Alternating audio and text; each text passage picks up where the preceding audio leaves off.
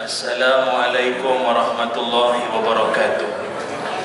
Bismillahirrahmanirrahim. Alhamdulillahi rabbil alamin. Wassalatu wassalamu ala rasulillah wa ala alihi wa sahbihi ajma'in. Qala rabbi shrah li sadri wa yassir li amri wahlul 'uqdatam min lisani yafqahu qawli. Allahumma iftah lana qulubana fi talabil ilmi warzuqna ikhlasu fihi wal amalu bihi wan nashru bihi hatta ya'tiyana al yaqin. Allahumma ja'alna fi hazihi lailati syahri syarifatil mubarakati minas su'ada'il maqbulin wa la taj'alna minal ashqiya'il mardudin. Amin ya rabbal alamin. Amma ba'du. Alhamdulillah, syukur dan puji dipanjatkan kehadrat Allah Subhanahu wa taala. Dengan izin, ketentuan dan kasih sayang Allah, dapatlah sama-sama pada malam ini kita dipertemukan dan dapatlah sama-sama kita melaksanakan solat sunat tarawih dan witir. Cuma saya adalah tekilan dapat witir je malam ini. Bekerja daripada airport tadi, kalau dia buat delay tadi memang tak ada dah malam ni. Nampak gaya tu dari Terengganu tadi, esok ke Kedah pula doa je lah. Ya, dapat sempat malam ni pun alhamdulillah. Muslimin muslimat yang dirahmati Allah sekalian, disebabkan tercungap ni tak habis lagi, saya nak bawakan satu tajuk, moga-moga bermanfaat. Tajuknya adalah tentang jangan kelam kabut. Itu tajuk dia, ya. Jangan kelam kabut, ya. Jangan kelam kabut, jangan gopoh atau jangan terburu-buru.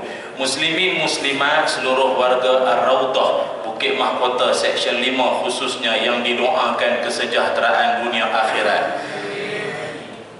Dalam Al-Quran ataupun dalam hadis-hadis pun banyak Allah Ta'ala mengingatkan kita dalam hidup, walau sesibuk, walau apa urusan sekalipun, jangan sampai dia jadi istilah dia kelam kabut dan tergopoh-gapoh, terburu-buru, kalut. Jangan kalut sangat. Khususnya dalam hadis Nabi SAW pernah menyebutkan at-ta'anni minallah wal ujlatu minasyaitan.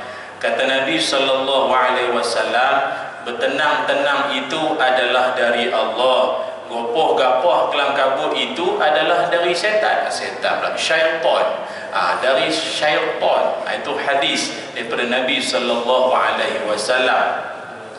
Tapi mau tak mau kita kena terima, sungguh pun gopoh-gapoh tu syaitan punya cetusan. Tapi sungguh pun ada juga orang petikai, dia kata ni Ramadan mana nak ada syaitan, semua kena ikat.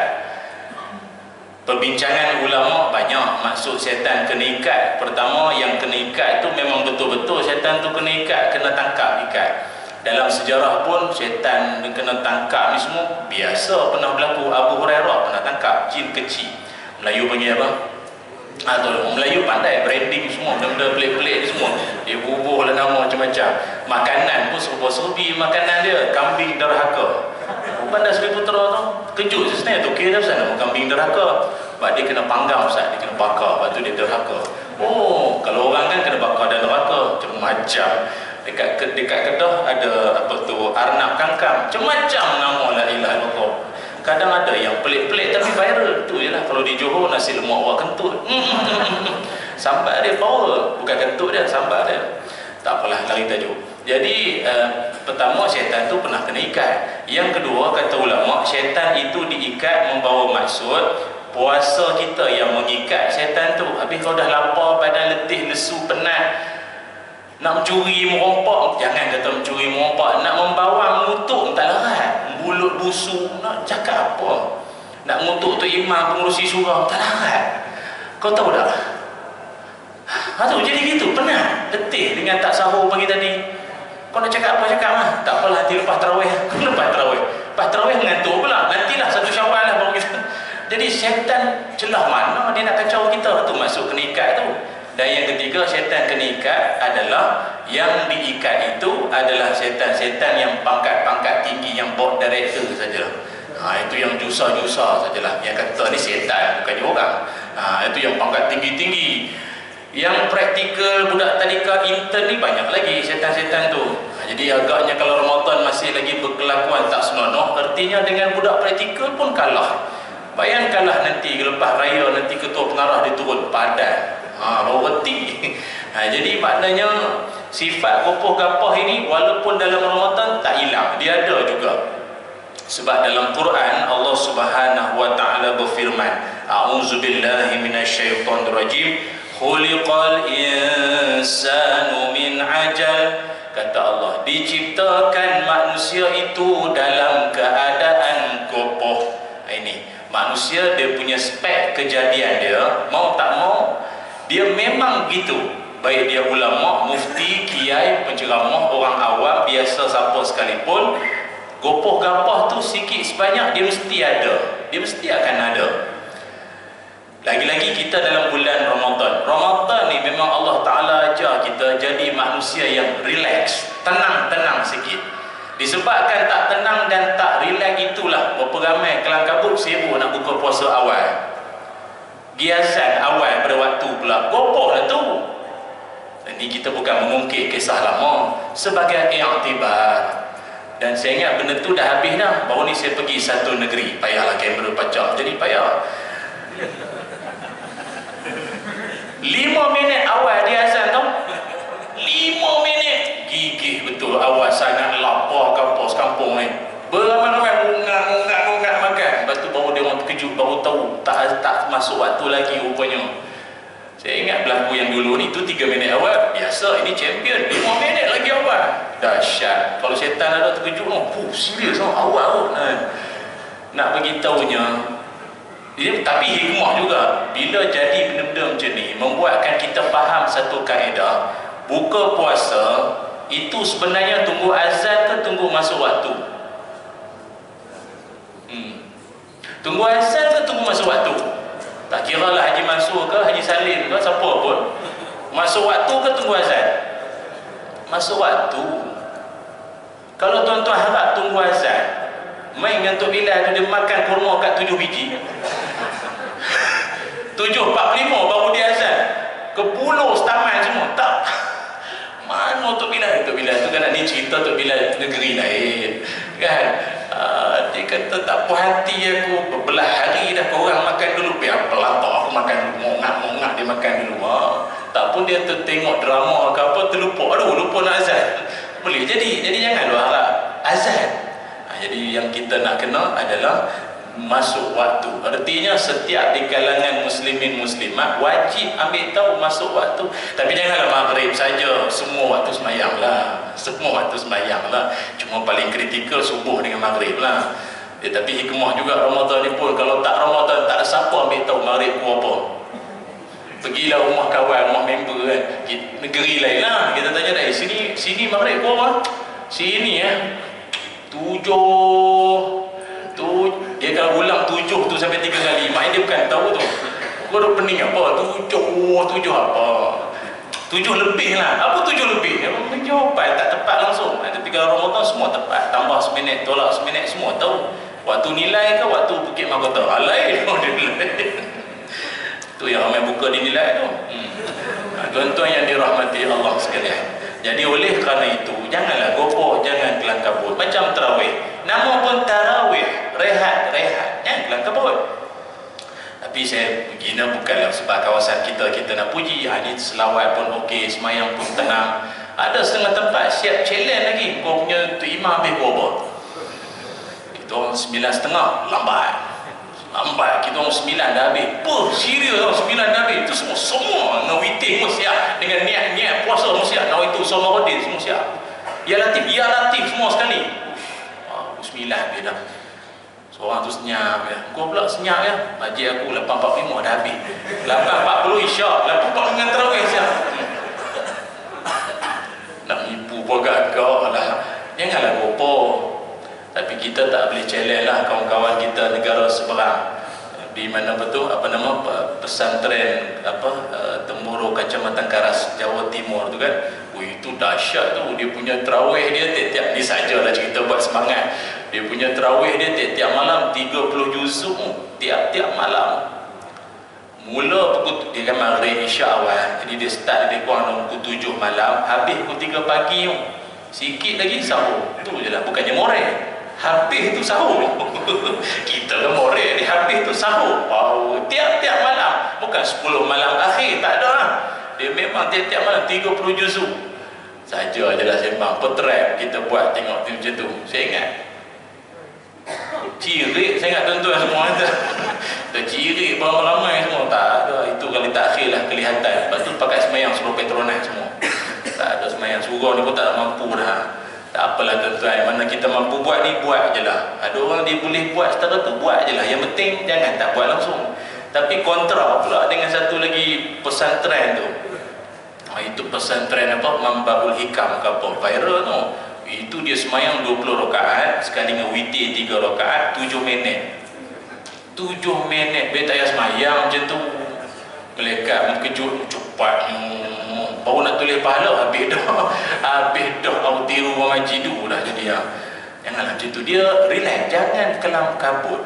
Sebab itu kita dalam agama, kita kalau ikutkan bab-bab gopoh gapah kelam kabut terburu-buru ini, kalau ikutkan perangai itu dilarang.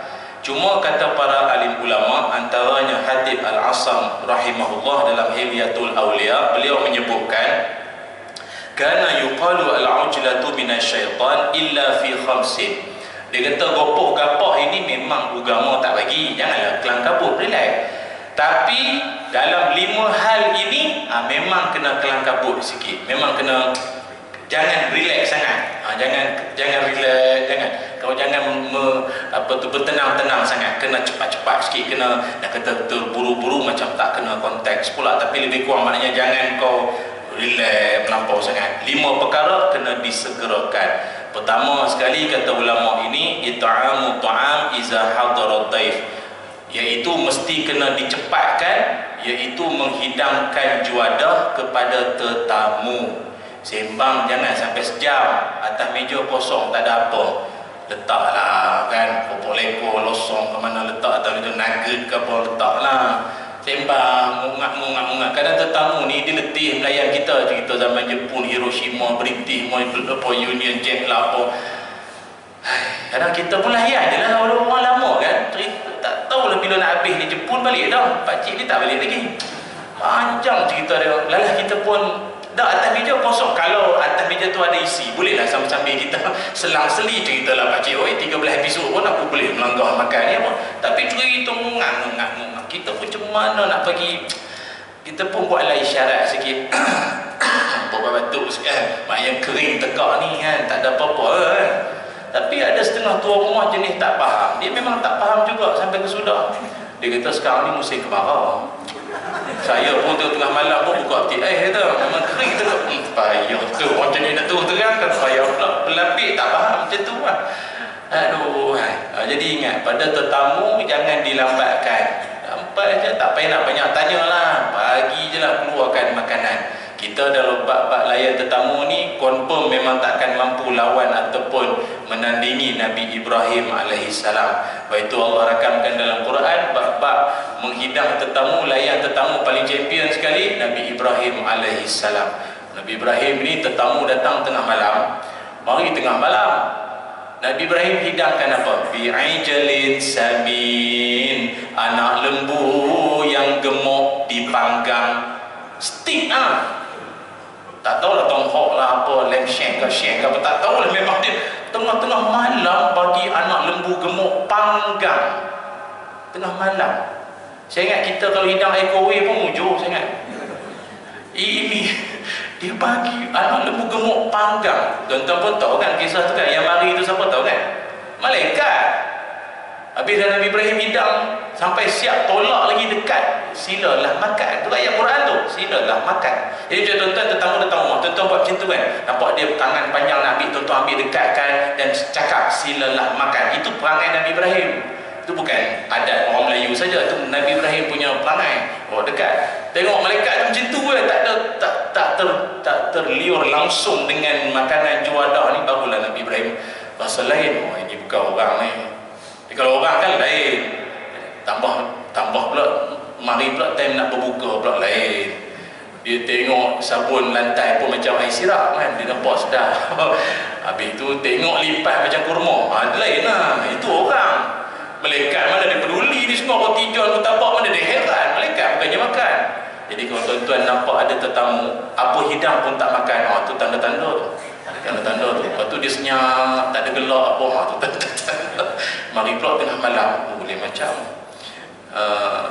jauh sangat kita pergi ni. Itu baru satu. Yang kedua iaitu kena disegerakan wa tajhizul mayyit, mensegerakan pengurusan jenazah. Anak-anak mana London, UK, Australia, New Zealand, mana Ukraine, mana Canada, semua tak payah duk tunggu dah. Dia nak tunggu balik berbelas jam, tak tunggu transit lagi, dengan pasport tak cop lagi, apa tak tahu lagi. Mayat dah buruk dah ni, dah nak cium, nak peluk masa hidup. Jangan ditunggu-tunggu lagi dah. Yang ketiga, kena disegerakan wa tazwijul bikru, mensegerakan kahwinkan anak-anak dara. Siang malam duk bergelek dalam TikTok, ini buat FYP lah, apa mengat-mengat promo tudung lah, apa bergedik sana sini. Nikah je lah, bagi ada tanggungjawab sikit. Hidup tak ada tanggungjawab tu yang bergedik banyak tu. Yang keempat, wa qada'ud dain, iaitu melunaskan hutang. Dia hutang ni memang Nabi pun sebut satu benda yang menyebabkan kita susah nak tidur di malam hari, terhina di siang hari. Memang malam susah nak tidur, tangan atas dahi. Siang-siang terhina. Pasal terhina, pergi bazar Ramadan, pergi pasar tani, asyik rasa habis bertembung. Ini 100, ini 500, ini 1000, ini janji nak bayar minggu depan, jadi bulan lepas patut bayar. Tak jenuh U-turn. Macam tu kan. Lepas tu buat-buat jumpa tegur, buat tak ingat pula. Siapa siapa? Dia biasa yang berhutang tu yang sering lupa, yang bagi pinjam sentiasa ingat. Tak faham, tu tajuk lain tahun lah cerita tu pun tak tahu bila jumpa. Wa taubatu minaz zambi, dan kena dicepat, jangan duk relax sangat. Yang kelima adalah bertaubat dari dosa-dosa yang lalu. Janganlah tunggu Lailatul Qadar, Ma'al Hijrah, malam nisfu Sya'ban, malam hari Arafah baru nak bertaubat. Belum tentu hidup. Kita pun banyak di perumahan kita ni pun jenis meninggal mengejut ni banyak sangat. Dan meninggal ini dia tak mesti umur, walau adatnya biasanya yang berumur itu. Tapi sekarang ni dah tak kira dah. Yang kadang sihat walafiat, pagi tadi jogging, tegur kita ustaz, meninggal pula serangan jantung. Mudah sangat, pejam tidur, kejut-kejut tak bangun dah, tak ada dah.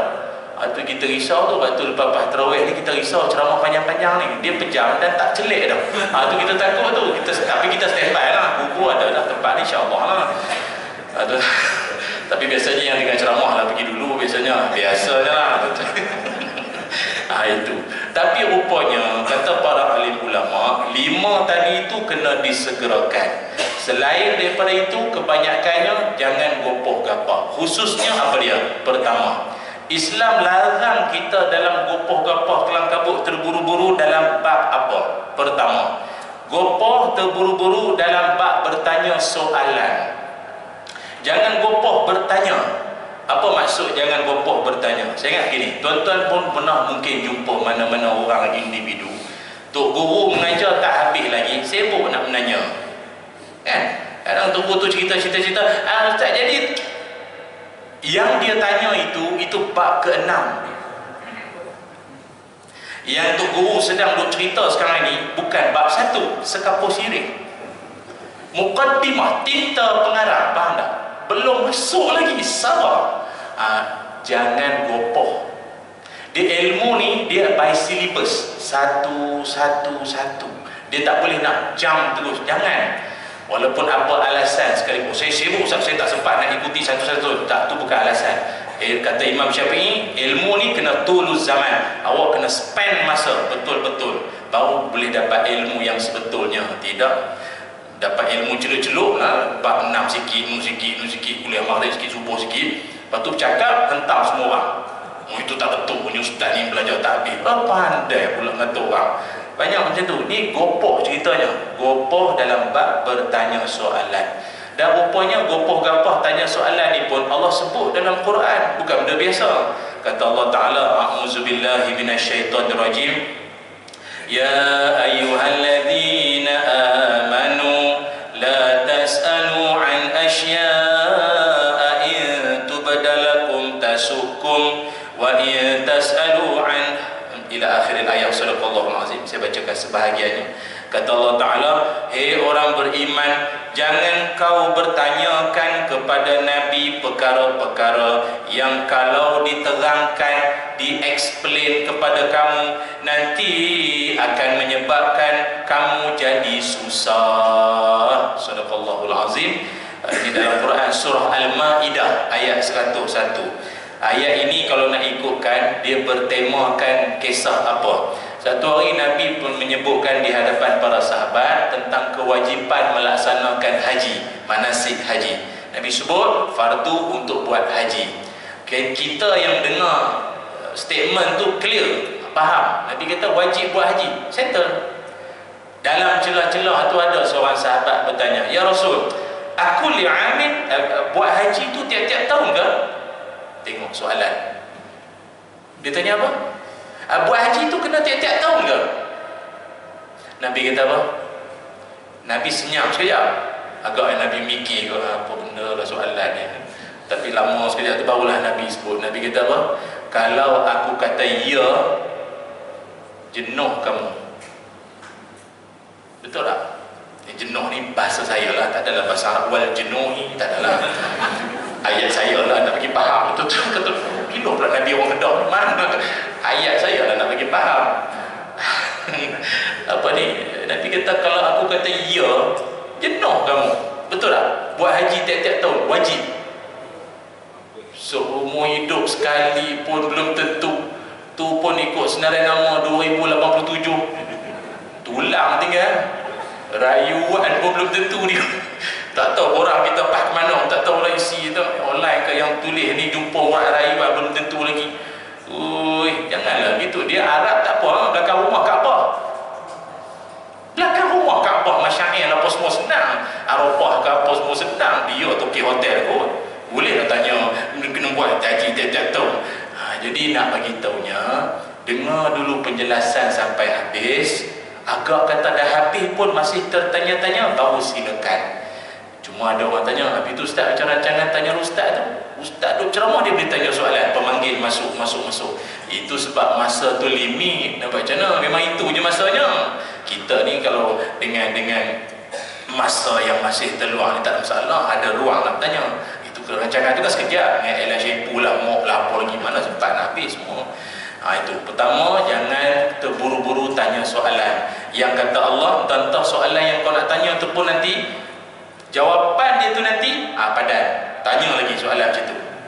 Saya ingat tuan-tuan dulu zaman belajar pun ada kok jumpa orang macam tu. Jenis apa aku sibuk nak tanya benda yang jawapan dia nanti akan menyusahkan. Tu je lah. Dulu kalau saya lah tuan-tuan, jenis student yang bukan harapan cikgu ni, duduk dalam kelas tu, kita game belakang lah. Sekali game motor semua tu. Jadi yang duduk depan tu semua tu harapan cikgu semua tu. Itu geng depan harapan lecturer semua tu. Spek tebal, songkok rapat depan. Tu memang bawa buku tebal-tebal. Tapi bukan semua jadual kelas tu. Dia bawa je lah, buat berat kan. Dia tanya, pensyarah kata, okey ni okey dah pukul 6. Saya tak sedar pukul 6 petang dah. Okey, ada soalan? Silakan, ada soalan.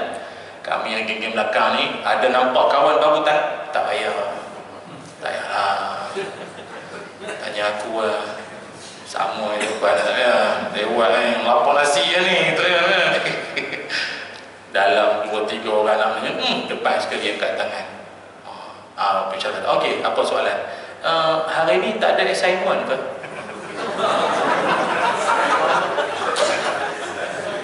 Serius lah. Soalan dia, hari ni tak ada assignment. Lecturer semua, saya baru teringat lah. Patut saya rasa macam, apa benda yang I belum cakap lagi dengan korang semua ya? Okey, buka balik. Saya ingat tuan-tuan pun tahu kot nasib budak yang tanya soalan tu ke mana. Tahu kan apa jadi? Ditemui di tepi Sungai Kelang. Itu lah tu kan. Dibunuh beramai-ramai. Tak adalah. Tanya soalan yang akhirnya, tapi ini satu bab yang lain sebenarnya kalau ikutkan. Tanya soalan yang akhirnya membebankan diri ni memang ada perbincangan dalam agama, tapi malam ni kita tak mau kelang kabut lah. Satu-satu lah satu. Jadi jangan gopoh bertanya soalan. Mungkin relax dulu, buat pertimbangan dulu, patut atau tidak, bermanfaat atau tidak soalanku ini. Kadang soalan buat tajuk yang tak ada faedah. Buat apa Ustaz? Baju ni kan Ustaz pakai dalam rancangan TV tu. Oh, sama memang tak ada baju lain ke apa? Ada ke yang kuasa macam tu? Ada.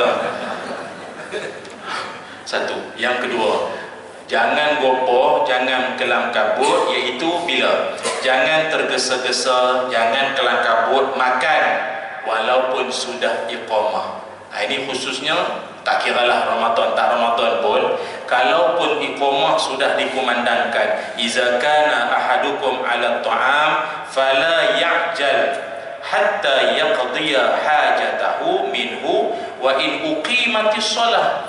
Nabi SAW menyebutkan, kata Nabi, kalau ada di kalangan kamu tengah makan, dia tengah duk makan, fala ya'jal, jangan kelam kabut, relax, makan. Walaupun pada ketika itu uqimatis shalah, sudah pun siap sedia standby, Allahu akbar, asyhadu an la ilaha illallah. Kita kadang-kadang buka puasa di surau. Jadi yang makan-makan dia nak semayang dulu, jadi dia pun qomat. Jadi tak apalah yang tengah makan, cuma agak-agaklah makan tu pun. Sebab maghrib ni dalam 5 waktu solat, dia waktu yang sangat dia sangat sekejap, sama macam subuh, dia waktu dia sangat singkat. Jadi janganlah kalau roti john sepanjang tu janganlah habis semua. Setengah perjalanan lah, lagi separuh perjalanan tu lepas, jadilah dia morek, jangan pantai semua. Saya tengok orang kita ni dahsyat tu. Orang kita dia punya makan tu kadang bila banyak sangat, jadi mulut nak muak tahu kan kita mau tarawih. Sujud keluar cendol kat hidung. Teruk sangat. Hijau ingat hingut. Teruk kan. Jadi janganlah bab dia tu. Ada sekali tu saya buffet Ramadan, orang belanja sembahyang lah, dia pelawar saya, Ustaz, imam maghrib imam. Pasal saya tengok janggut dia lagi panjang daripada saya, jadi saya rasa afdal lah dia janggut dia lagi panjang. Saya kata 2 genggam ada kot, saya bagi dia lah. Dia punya time tu yang memang ni sikit lah, cara bacaan pun nampak orang kenyang.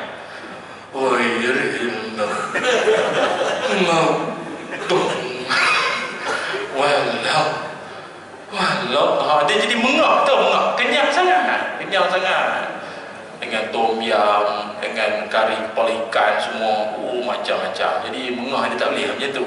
Cuma kalau tuan-tuan yang tengah makan, orang dah qomat, relax, makan berpada-padalah mana yang sempat, lepas tu masuklah perlahan solat bersama. Dan orang yang qomat tu pula janganlah menggugut, semayang makan lagi, nak mampu ya bang. Janganlah macam tu, orang tengah makan, kau nak semayang, kau pergilah semayang dulu. Ataupun cara qomat tu geram, cara dia qomat tu, qomat orang geram tau. Allahu akbar, asyhadu an la ilaha illallah. Janganlah orang tengah makan, jangan kacau. Tak faham tak apalah ya? Itu yang penting tu. Pasal saya perhati ada macam tu, relax. Orang tengah makan jangan buat kelam kabut. Dia tengah makan tu, kita bukannya tahu dia sahur ke tidak. Tadi yang siap bagi dia makan aja. Ataupun apa lagi, termasuklah juga jangan kelam kabut dalam berdoa. Doa pun jangan kelam kabut. Nabi Muhammad SAW dalam satu hadis, baginda Nabi mengingatkan bahawa dalam banyak-banyak manusia dalam dunia ini akan ada manusia yang diperkenankan doanya, tapi dengan syarat la yazalu yustajabu lil 'abdi ma lam yad'u bi ismin aw qati'atur rahim ma lam yasta'jal. Nabi kata ada orang yang akan doanya itu tidak akan ditolak oleh Allah selama mana dia tak buat benda yang standard tu lah. Dia doanya itu bukan doa berunsur maksiat. Contoh dia nak skodeng anak dara mandi zaman dulu lah, ya Allah minta lah bapak perempuan ni tak ada. Apa benda kau doa tu? Malaikat yang nak bawa doa tu pun tak tergamak, aku nak bawa kau ni doa teruk tu. Sampai siap ada mukadimah dan penutup doa, walhamdulillahirabbil alamin taqabbalallahu minna minkum. Pada anak sekodeng teruk banget. Macam tu tak boleh. Dan lagi satu doa, iaitu doa berunsur memutus silaturahim. Allah taklah abang sulung aku tayar motor dia meletup padan muka, berebut harta mak sangat, mak sayang sangat abang sulung, macam tak ada anak lain, sayang tu abang dia meletup tayar motor. Doa-doa macam tu, itu tak termasuk doa tu untuk nak diperkenankan Allah Ta'ala syarat. Dan lagi satu, doa yang nak dimustajabkan Allah mestilah dalam keadaan malam yasta'jal. Apa maknanya? Tidak secara gopoh gapah.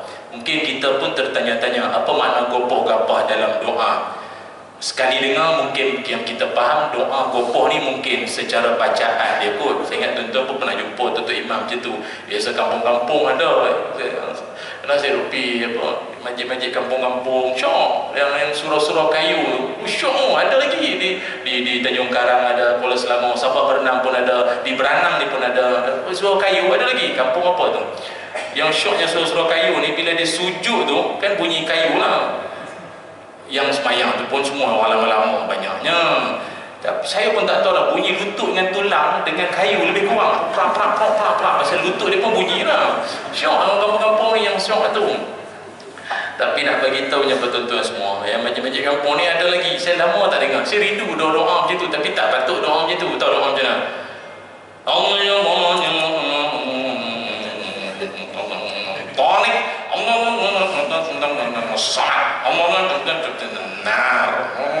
jenis doa tergelar timbul ni, pernah dengar kot. Dia sekali-sekala dengar kita yang makmum ni, apa benda dia minta? Apa benda dia minta? Kita nak amin pun tak tergamak. Pasal dia duduk nar tu api. Tahulah tu imam tu merokok pun, tapi tak payahlah minta api banyak sangat, banyak minta api ya. Dia maksud doa gopoh ini, maksud tadi pun tak kena, tapi kalau kita pun dalam konteks kita pun doa biarlah elok satu-satu, doa Rabbana hablana satu-satunya. Tapi maksud doa gopoh gapah ini adalah seseorang yang berdoa kepada Allah dalam keadaan dia minta pada Allah, nampak gaya ujung sudahnya macam yang aku minta ni tak dapat pun, lalah keluar di mulut dia sama ya, doa tak doa sama tak dapat.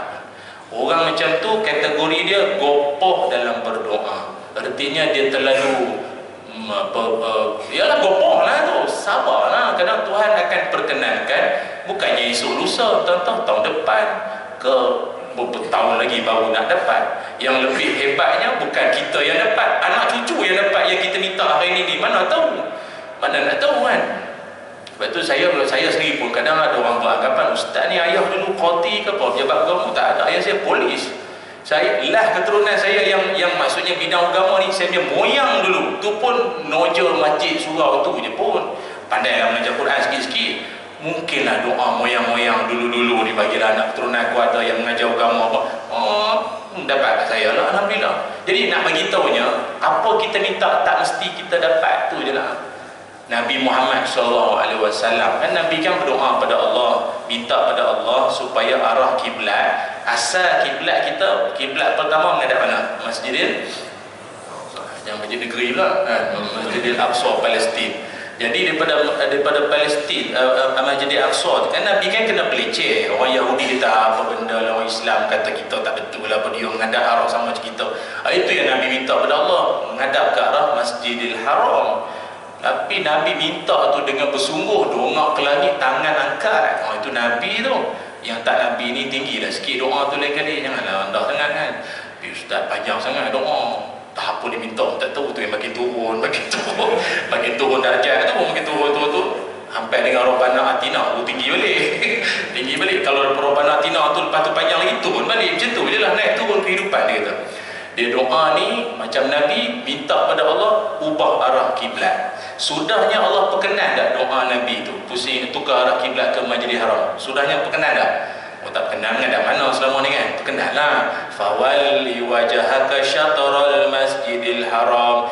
Muhammad, pusing menghadaplah kamu ke arah Masjidil Haram. Tapi tuan-tuan kena ingat ya, sahabat-sahabat jiran-jiran semua, Nabi pusing menghadap arah kiblat itu atau permohonan Nabi itu diperkenankan, approve, setelah 17 bulan Nabi berdoa. 17 bulan ini sebuah lebih kurang setahun, Setengah-setengah lebih kurang lah. Itu yang doa tu Nabi tu. Setengah-setengah baru makbul. Yang tak Nabi ni baru berdoa petang semalam. Dia kata tak dapat sambung. Kau dah kenapa? Doa pula tu minta parking kosong. Apa benda kau punya doa? Minta lampun dosa semua. Ya Allah, tak lah ada parking kosong nak pergi bazar ni. Ya Allah, ya Allah, ya Allah. Nabi tadi sungguhlah juga doa minta kiblat untuk umat Islam ke untuk diri Nabi saja. Pedahlah juga doa tu pun. Boleh tuan? Jadi ya cukup takat itu dalam malam ni sembang-sembang kita, mudah-mudahan bermanfaat. Jadi dalam hidup ya memang ada waktunya kita akan ada gopoh-gapahnya, tapi moga-moga yang diperingatkan malam ini akan menjadi ingatan kita bersama agar tenang, relax dalam tiap urusan kita itu, lebih tenang, lebih cermat, agar ianya di kemudian hari tak menjadi kelang kabut ataupun mendatangkan penyesalan kerana gopoh sangat. Wallahu a'lam. Bismillahirrahmanirrahim. Allahumma shalli ala sayyidina Muhammad wa ala ali sayyidina Muhammad. Allahumma inna nas'aluka ilman nafi'a wa rizqan thayyiban wa amalan mutaqabbala. Allahumma aghnina bil ilmi wa zayyinna bil hilmi wa akrimna bit taqwa wa jamilna bil afiyah. Allahumma barik lana fi syahri Ramadan wa ballighna lailatul qadar. Wa sallallahu ala sayyidina Muhammad. Alhamdulillahi rabbil alamin. Taqabbalallahu minna wa minkum. Aqulu qawli hadza wa astaghfirullahal azim li wa lakum. Assalamualaikum warahmatullahi wabarakatuh.